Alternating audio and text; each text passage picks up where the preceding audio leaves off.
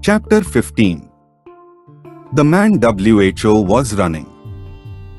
In the early evening time, Dr. Kemp was sitting in his study in the Belvedere on the hill overlooking Burdock. It was a pleasant little room with 3 windows, north, west, and south, and bookshelves covered with books and scientific publications, and a broad writing table, and under the north window, a microscope, glass slips, minute instruments, some cultures, and scattered bottles of reagents. Dr. Kemp's solar lamp was lit, albeit the sky was still bright with the sunset light, and his blinds were up because there was no offense of peering outsiders to require them pulled down.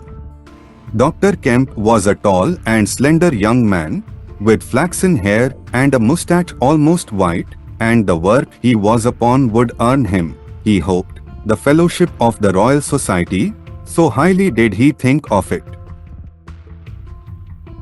And his eye, presently wandering from his work, caught the sunset blazing at the back of the hill that is over against his own.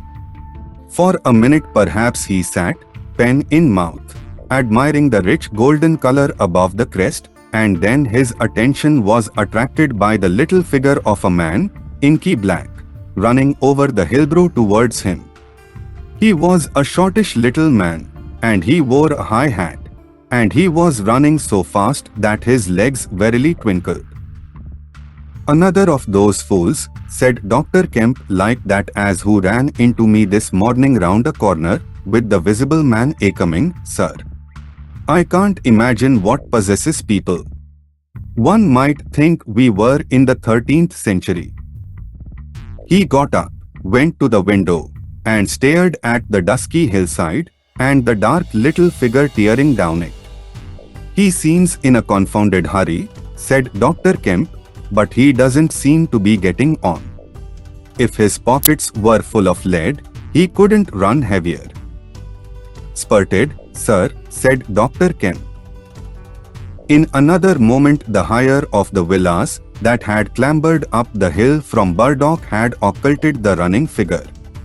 He was visible again for a moment, and then again, 3 times between the 3 detached houses that came next, and then the terrace hid him. "Asses," said Dr. Kemp, swinging round on his heel and walking back to his writing table. But those who saw the fugitive nearer, and perceived the abject terror on his perspiring face, being themselves in the open roadway, did not share in the doctor's contempt. By the man pounded, and as he ran he chinked like a well-filled purse that is tossed to and fro. He looked neither to the right nor the left, but his dilated eyes stared straight downhill to where the lamps were being lit, and the people were crowded in the street. And his ill-shaped mouth fell apart, and a glary foam lay on his lips, and his breath came hoarse and noisy.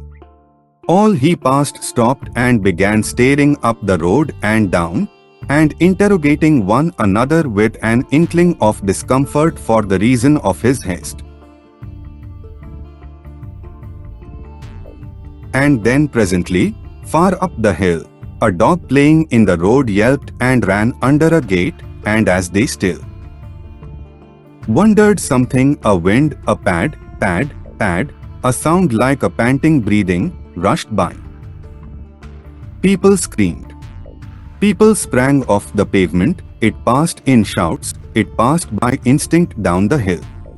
They were shouting in the street before Marvel was halfway there.